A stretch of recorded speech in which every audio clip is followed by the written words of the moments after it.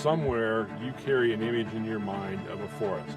And that forest has big trees and small trees, it has shrubs, it has flowers, it has animals, it has sounds in it.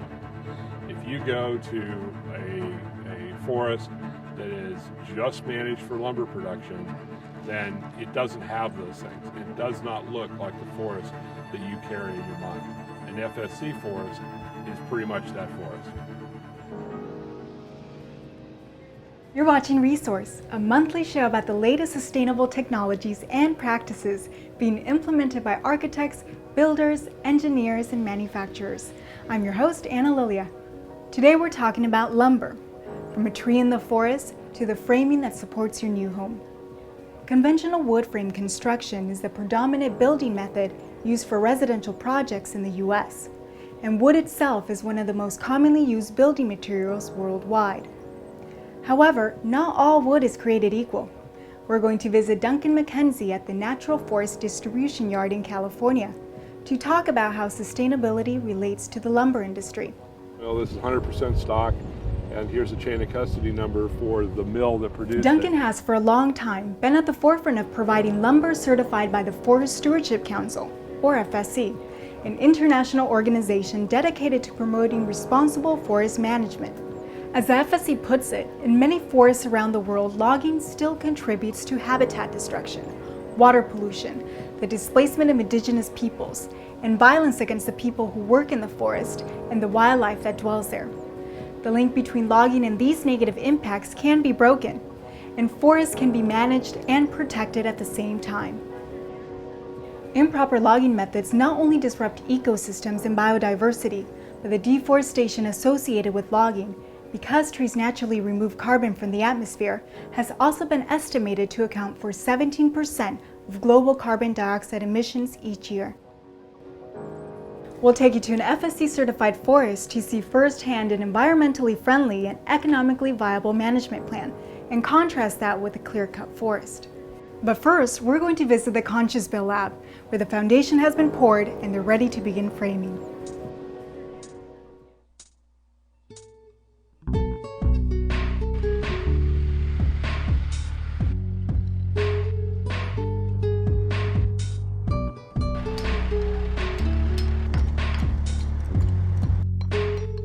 It's a beautiful site, and I really wanted to maintain the integrity of the site. First of all, designing a home that would fit into the environment and the landscape. The site itself is covered with beautiful coastal live oaks, which is a protected species of oak. And so we're very careful in the designing of the house, the siting of the house, to disturb as little of the landscape that was here in the first place, and as few of the trees as possible.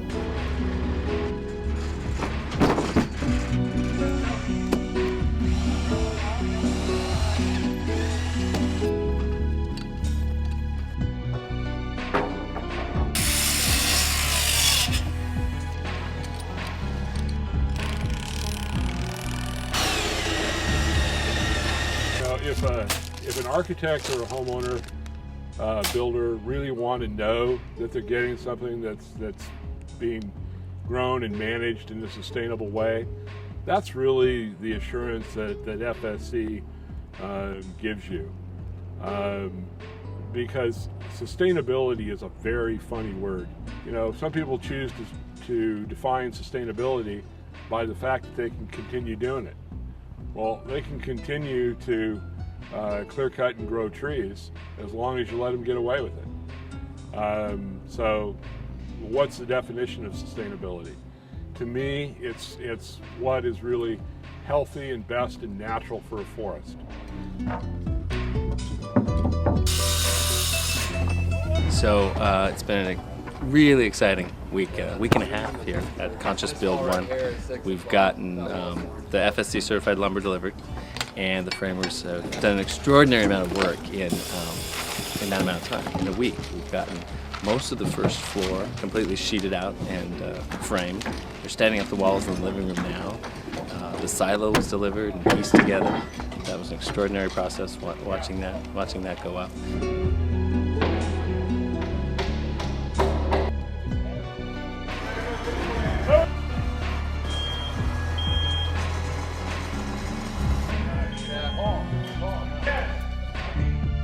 The FSC is a rather unique structure in that it's an international organization. There are lots of different versions of its creation. You have people in California who'll say they created it. You've got people in South America that they created it. The important thing is that you created this international body that is organized in a very unique way, in that it has 3 equally weighted chambers. You have an economic chamber that takes in landowners and sawmills and companies like ours. You have an environmental chamber that represents the environmental interests. And the 3rd chamber is the social responsibility chamber. The social responsibility chamber allows for interaction with anybody who's going to be affected by the harvesting of this.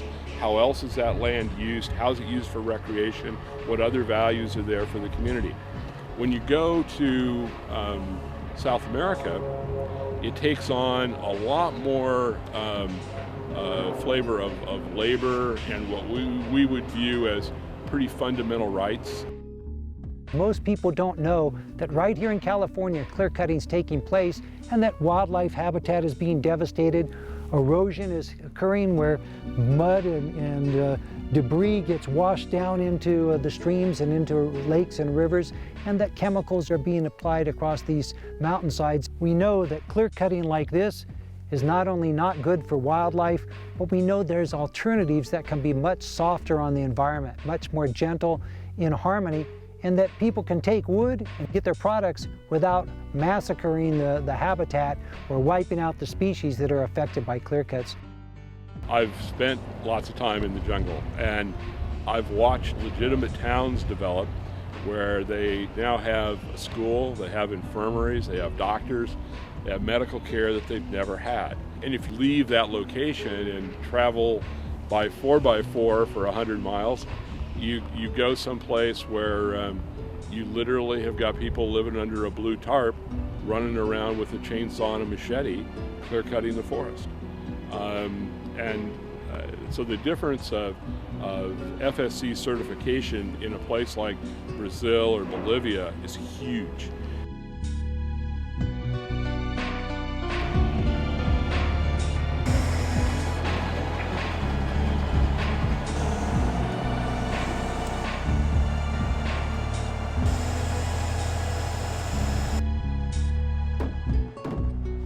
The entire forming schedule is supposed to take about 8 weeks. I think they'll knock it out in 6. At least that's what I'm hoping.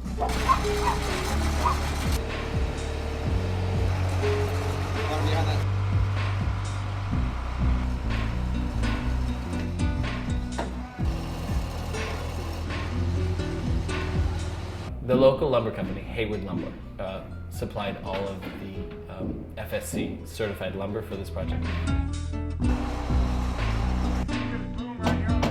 It's a very slight premium, and for me, it's far outweighed by the benefits to the environment and by the actual added value to the project itself. Being able to say that this house was 100% constructed with responsibly grown materials is a big deal. As a responsible builder, as a green builder, I can't very well be clear cutting, the landscape to put a house where there once were trees, right?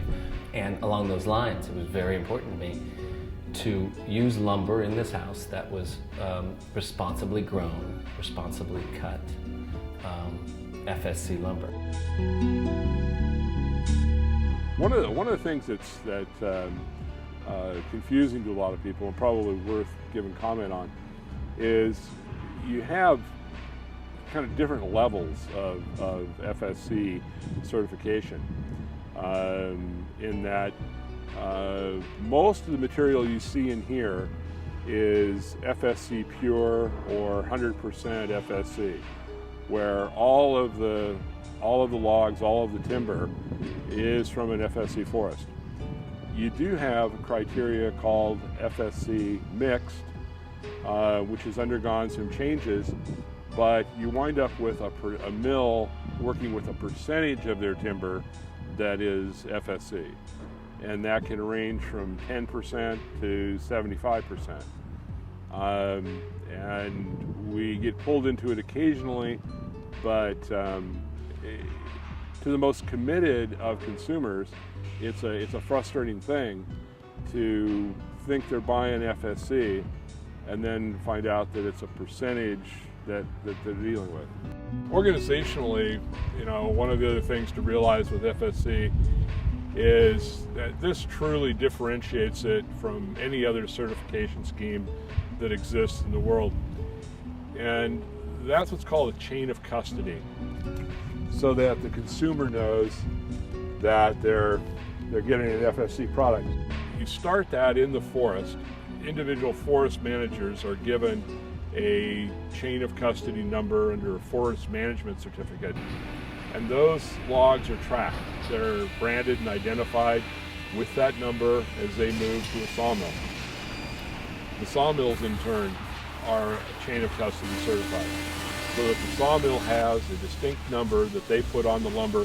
Then you come into a distribution operation like this, we have a COC number. This particular sawmill, this is 100% stock, and here's a chain of custody number for the mill that produced it. There isn't a strict mandate from FSC that tells you that you have to do all of these things. It tells you things that you can't do, and it gives you guidelines of what are good forestry. And then you make your plan and you submit it for approval. For the foreseeable future, FSC will continue to have a premium, various products differences, 5 to 15%, but the goal is 5%. And if it can, if that's where it winds up in 3 to 5 years, then we'll have accomplished a model that really works in the economy and works in the forest.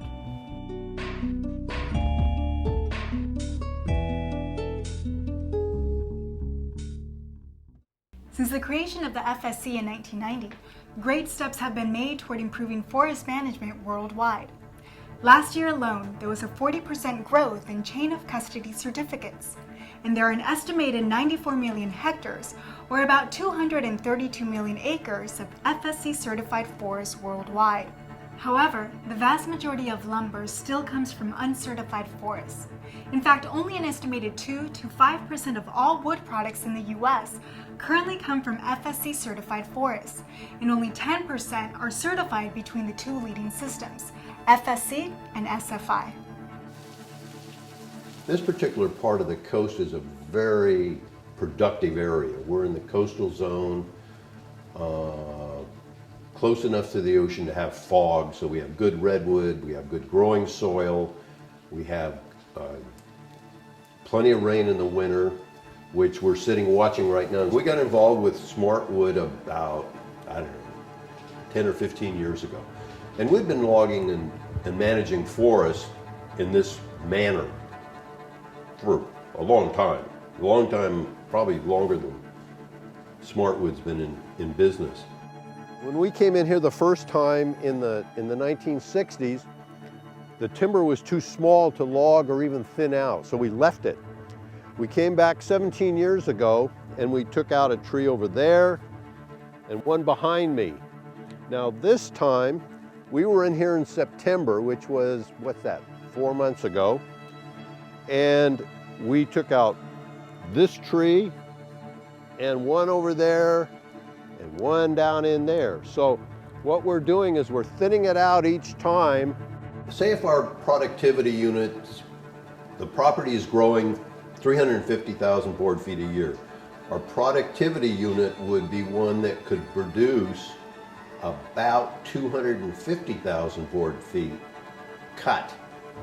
So that we're actually going to be growing another 100,000 feet on the property that we're not removing each time. So what you're doing is you're building up your backlog of growing stock, or if you were putting the money in the bank, it's your principal that you're putting in the bank, and you're just taking out part of the interest, and the rest of the interest is building your account, so you're ending up with more money in the bank. On the trees, it's the same thing.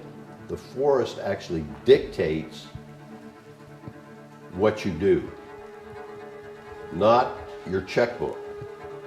So You evaluate the forest to see what it's doing, and that tells you when you can thin it out again, when you can't, when you have to wait, when you have to be a little more patient and have a little more growth on the property.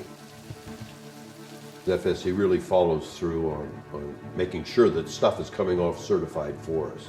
Every year I get audited, but every other year we go out in the woods and we look at every harvest that we've had that year, our tree planting, our thinning and release. We don't happen to do any pesticide control or insect control that way. But they audit everything we're doing. And you know, it's what I'm doing already. And they don't have any real great impact on my work. They do have an influence on people that hadn't thought about this type of management before, though. I think that's the best part. It touches landowners that are open to learning and finding out that, oh, I don't have to clear cut, or I don't have to cut all my trees to make it work, that there is an option.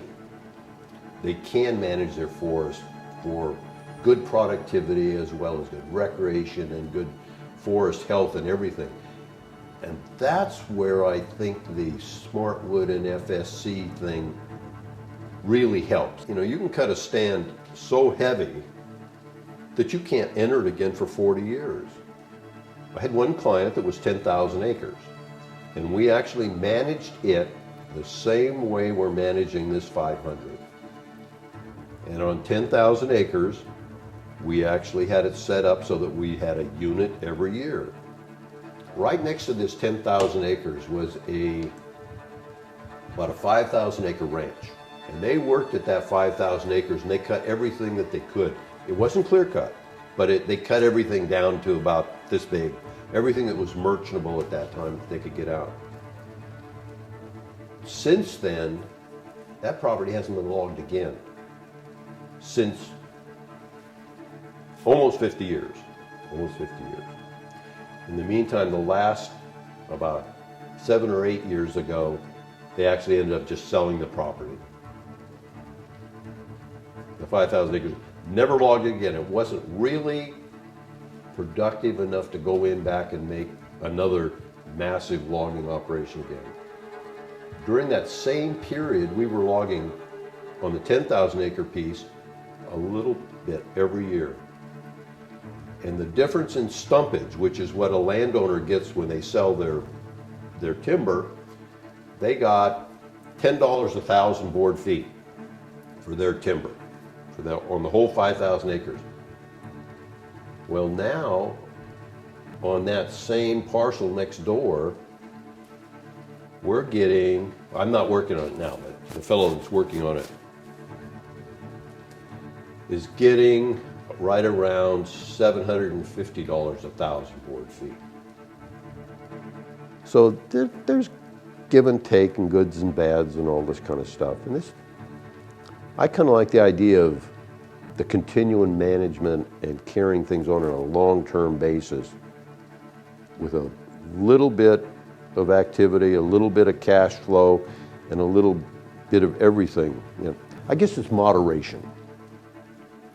And it can work. Out of the 4 leading certification systems, the Sustainable Forestry Initiative, the Canadian Standards Association, the Program for the Endorsement of Forest Certification, and the Forest Stewardship Council, only the FSC prohibits genetically modified trees and the conversion of natural forests to plantations. With some of the more lenient certification standards, and the ambiguous nature of the word sustainable, many lumber suppliers may claim they're providing sustainably harvested wood, despite their product coming from clear-cut plantations, or only a small portion of their stock being certified. Here are a few easy steps you can take with your project to ensure you're getting wood from responsible forests.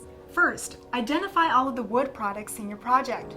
You can find specific manufacturers and suppliers, as well as a qualified vendor list at fscus.org. Second, before sending your project to bid, make sure to write an FSC specification on a line item basis.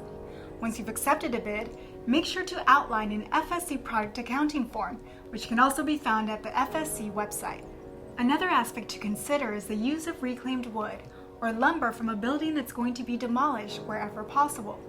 Although the benefits of using sustainably harvested wood may be less tangible than direct dollar energy savings or a quantifiable carbon reduction, the detriment caused by traditional logging, clear cutting, and tree plantations is undeniable. Not only from the use of herbicides, pesticides, and the disruption of animal habitats, streams, and indigenous plant life, but also the environmental effects of deforestation and its contribution to global warming. As always, to see anything more featured in this episode, including extended interviews, project case studies, and the Conscious Built story, visit www.taptheresource.com. There are several things telling us in the industry that this is the time to speak about sustainability. The wood that skins the building is sustainably harvested. People they feel it's warm, they feel it's open. On the sustainable front, there are all kinds of rewards that after you've kind of set it all up, it's just going to keep coming.